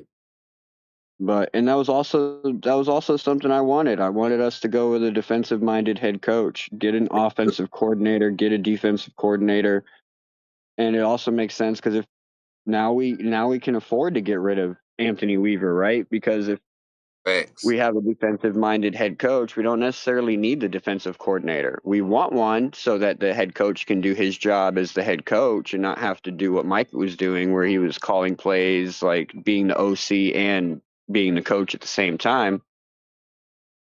Well, he was a head coach for the Eagles in 2020 to 23, leading the Eagles to a 500 record or better in 3 of his 4 seasons with the Eagles. Joe Rist, we screwed with this coach. Can't tell me we got the best candidate. We hired him because he was Green Bay. See, we were talking about this a little bit earlier. Me and Kenny, you'll have to go back and listen to it. But we were talking about this earlier because we broke down his interview and shit. And like one point in his interview, he was talking about his decisions aren't going to be based off personal preferences. His decisions are going to be based on what makes this team better. You know, he's gonna make his decisions to better the team. And people were pointing out that could be a lie because if he brings in his friend Jeff Hafley from Green Bay. Well, my counter to that, Joe, is what if he's seen these other guys and he's worked with Jeff Hafley and he knows that Jeff Hafley is the best guy to fit this scheme, to build this team and take it to a winning caliber team. Well, I mean, it could be a friendly Sully buddy. Who knows? But he got some of the skills that Vance Joseph got, though. You know, he was a defensive back coach with the Buccaneers, the Browns, and the 49ers. And he was a head coach. He was Boston College head coach from 2020 to 23, leading the Eagles to you know what I'm saying? So that was my fault. It wasn't the Philadelphia Eagles, it was Boston College. He was with the head coach with for 3 years or 4 years. So I mean, he got experience. You know, he done been through the turmoil a little bit. It seemed like. But at the same time, Joe, I was kind of in the boat. I was in the boat where I wanted us to wait and be patient, right? Because we had a whole list. We had a whole list of coaches that we wanted to interview, and we still had other coaches that we wanted to do a second interview with that we're not. Now we're not going to do that, right? And I know where you're coming from. Like, did we get the best candidate? We don't know if we got the best candidate because we still had more coaches that we were planning on interviewing, but we had to wait until next week because they're in their championship games. So now we won't know if those guys are better. But to what Kenna pointed out, those guys might not even wanted to come here. So us waiting, we could have waited and ended up beating our heads against the wall, because now we waited on 2 or 3 guys that are still in the playoffs to find out if they're the better candidate than the one we have sitting in front of us right now. We could have waited on that and then find out they wanted to go elsewhere. They're not going to take this job. And now here we are stuck with 3 options that nobody wanted, and we're stuck in a worse position than we were before. So it's like, you're damned if you do, you're damned if you don't in a situation like this. And like, we just kind of gotta ride it out, and hopefully it works. And based on what Eric Sullivan was saying in his interview, and like based on his career and everything, I feel like we're in a good spot. I feel like Jeff Hafley can work. Was it my top choice? No, it wasn't. But here we are. Now we got to live with it. So yeah, basically he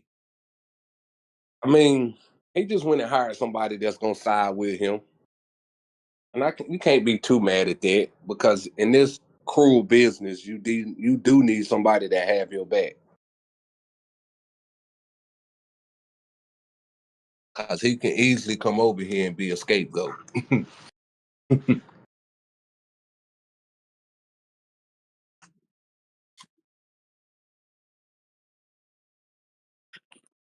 So I guess now we got to figure out what goes on with Waddle. Yeah, I think Waddle up out of here. Waddle, Tyreek, Tua. Well, we know Tua gone. We know Tua gone. What I know we got somebody in the chat now. You don't know he's not gone. You don't know that. Tua's the man. Tua's gonna win us a Super Bowl.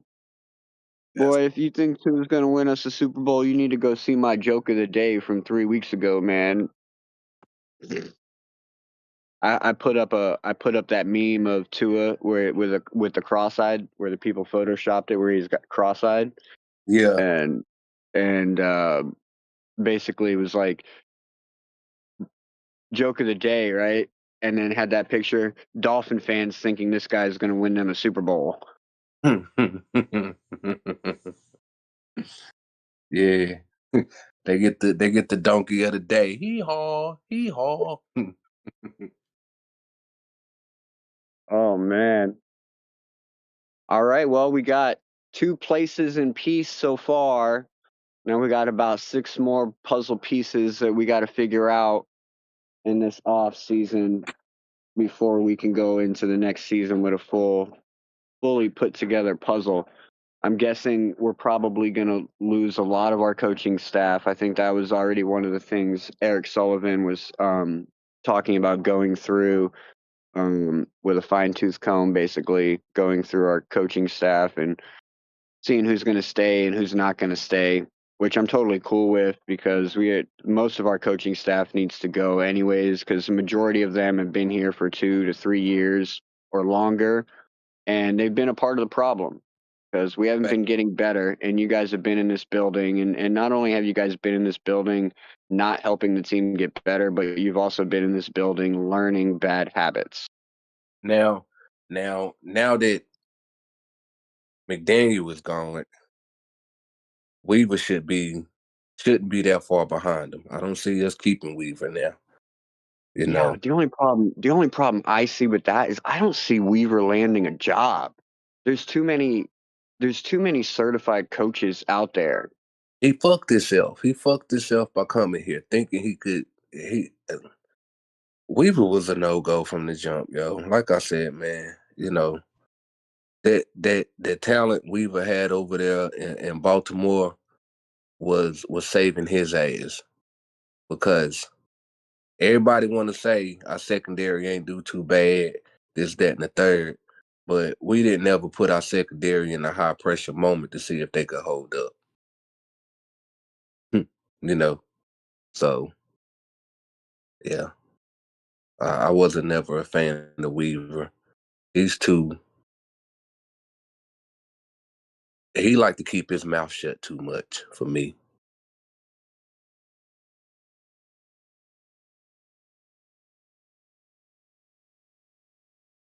Just sucks because now I feel like we're going to be stuck with him. Yeah, I mean, it don't make no sense. Two defensive-minded players, your defensive coordinator and your head coach. No, get rid of Weaver. We should have just got rid of Weaver from the jump and demoted Mike, and then went from there. Like, we're just about to see what this offense look like now, being that we don't have an offensive-minded coach. I mean, that's going to be the scariest part, right? I feel like that's definitely going to be the scariest part because we don't have questions for offense either. Like, we're already talking about the quarterback carousel that we have. We're already talking about our top 2 wide receivers not being on this team. We don't have any real tight ends. Like, the only surefire thing we have on this team, especially on offense, is Devon Achane.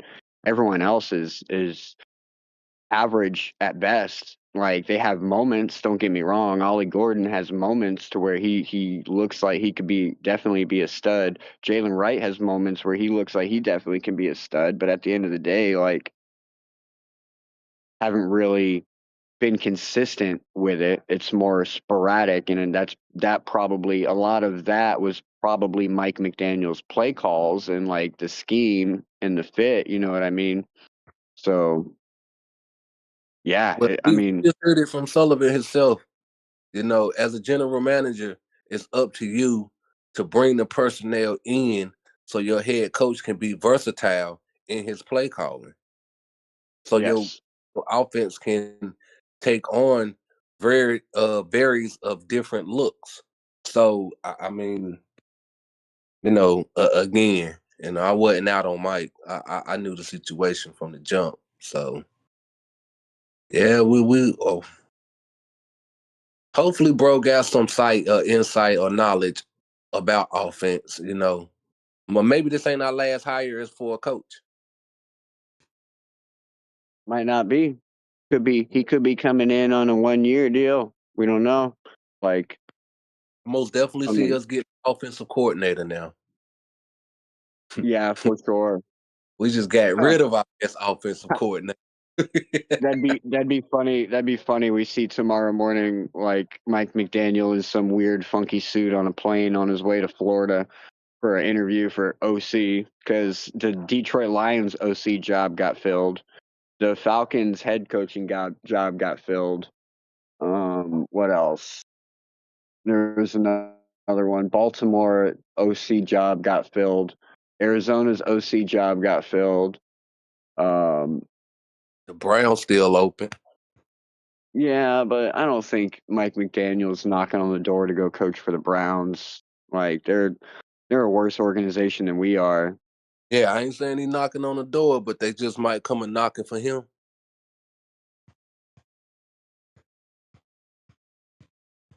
I really wish I knew how that last meeting went with, like, Stephen Ross and Mike McDaniel, like, to wonder if, like, bringing Mike back as the OC is off the table or not. You know what I mean? I know how it went. Mike how'd it came. go? It go Ross. Before you let's hear it. Before you sit down, Mike, I just got one question for you. Did Jalen Ramsey slap you? You're done. You're done. Well, we got news from Tyreek Hill that actually happened. He said Tyreek Hill, and I quote, said he slapped the taste out of Mike's mouth. Man, that's the. And I do have that on recording, ladies and gentlemen. I do have that on recording, but the only way that y'all get to see that recording is through my Discord. So if y'all are not plugged into the AFC EastieBoys Discord yet, the link is in the chat. Make sure y'all join in and y'all can see that clip. Because, yeah, I do have the clip of it. Tyreek Hill saying that Mike or Jalen Ramsey slapped the taste out of Mike's mouth. Yeah, that like I said, that's the only thing. That's it. I said to myself, I cannot have my head coach getting slapped by a player. I just can't.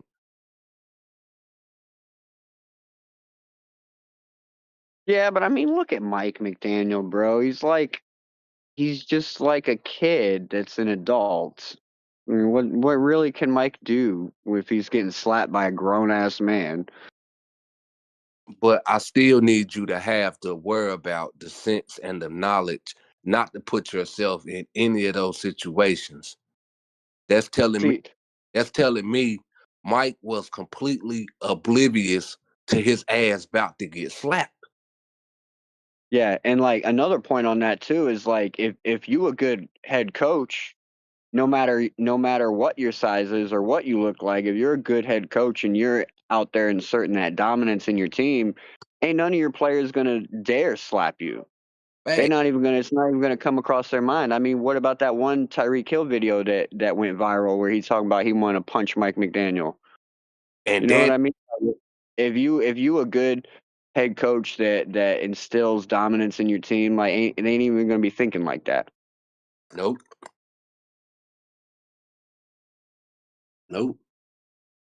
So I mean, hey, yeah. Yeah, I would like to know how did I want to know. Matter of fact, I want to know how that interview with Eric Sullivan and Ross went. I mean, obviously we know it went good. He got the job, but The details, like what was talked about, yeah, I would like to know how he. expectations. You know what I'm saying? Cause it seemed like the way Mike McDaniel got fired, it seemed like Ross was firing him so we can go after Harbaugh. Yeah, it seemed like that too. Like it did seem like that, right? Just because of like the series of events that led up to it. You know, Chad Alexander gets entered into the GM search, and then he comes in for an interview like that. You know what I mean? As soon as he gets entered into the GM search, he comes for an interview, and then a couple hours later, John Harbaugh gets fired, and there's rumors, like all the rumors go twirling around on Twitter of all the connections, you know, between Harbaugh and Ross and all of that, and then Mike McDaniel getting fired 2 days later. Like, yeah, everything was pointing to John Harbaugh for sure.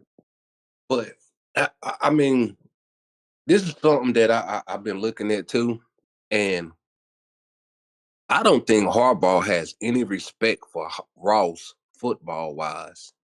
And with that being said, like I wonder how much respect Sullivan got for Ross football wise, because he did say, and he did say that just because everybody got an opinion don't mean everybody gonna be making the decisions.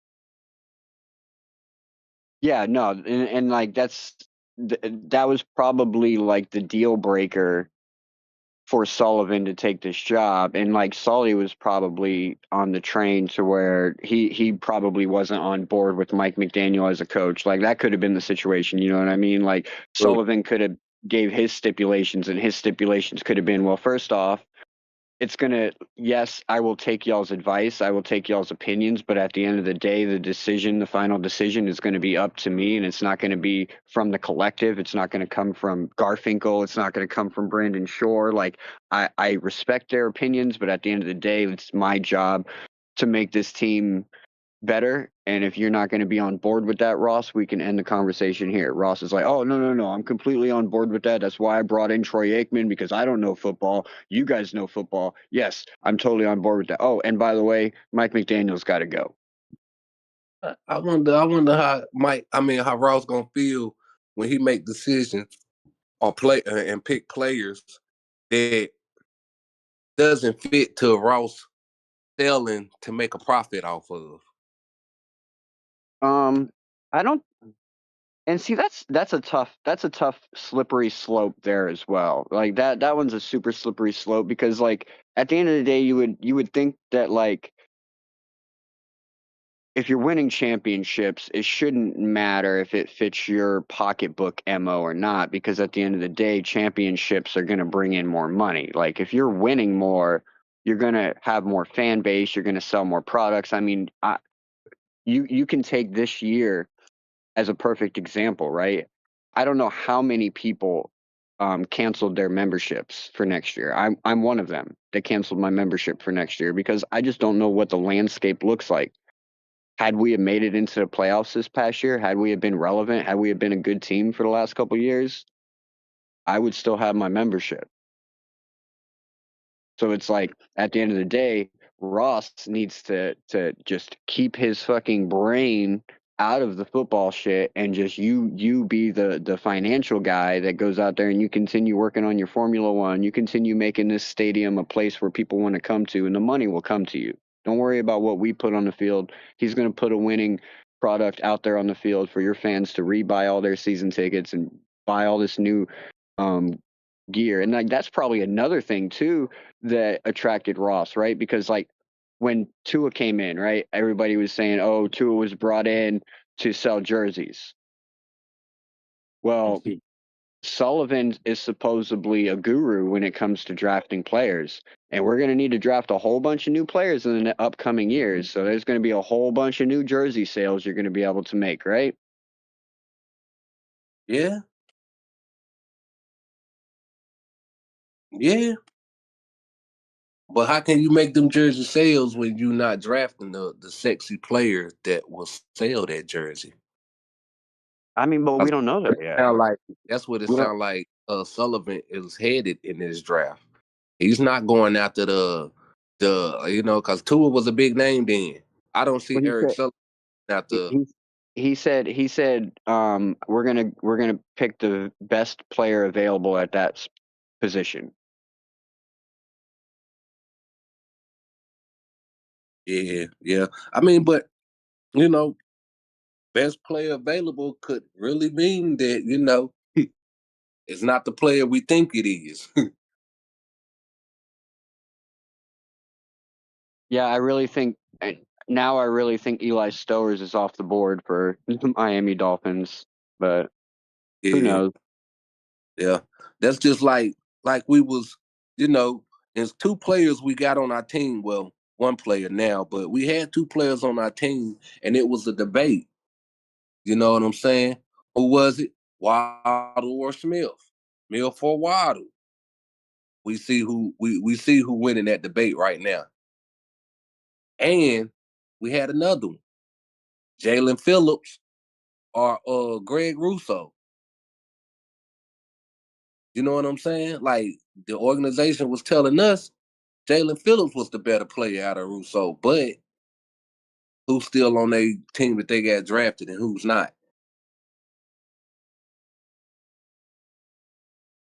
Right, and that's also that also goes back to the organizational thing too. Like we were a shit show when we're bringing these players in. Let's wait until see how Phillips does next year, right? Because like he went to the Eagles and he did fairly well for them. Like he had a couple sacks, got a couple tackles for loss, was pressuring quarterback. Didn't I think he suffered an injury late though, didn't he? Like last game of the season or something.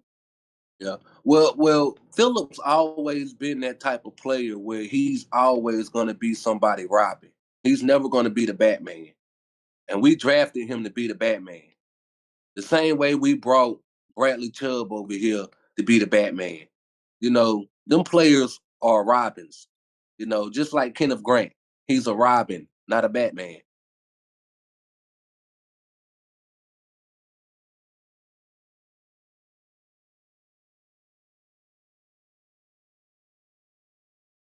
So I mean, I hope Eric Sullivan is well on point with his evaluation. Like he's saying, he is. I mean, he was ahead of player personnel. So Yeah, and that's basically the only position he's ever had. So he better be good at it because the fate of the Miami Dolphins lies in his hands.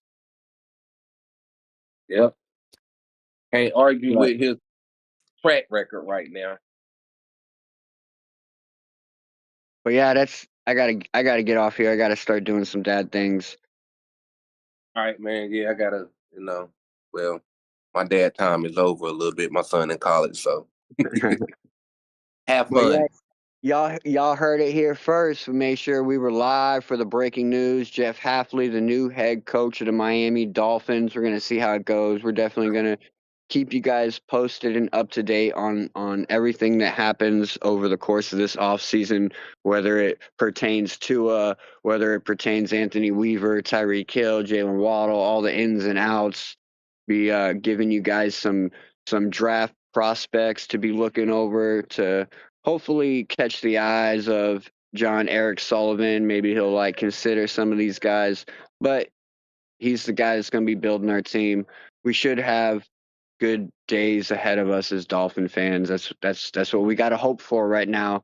So we got to hope for and we got to pray for that he's going to come in here with his coach Jeff Hafley and they're going to turn this ship around and we got some good years ahead of us. But until next time, this has been the AFC Eastie Boys. We got your boy Kenna. Make sure y'all go over to Only the Real Survive and make sure y'all hit that subscribe button over there so y'all can catch Cooking with the Real on Sunday mornings. And then until next time, everybody stay safe. Fins up. Peace out. See ya.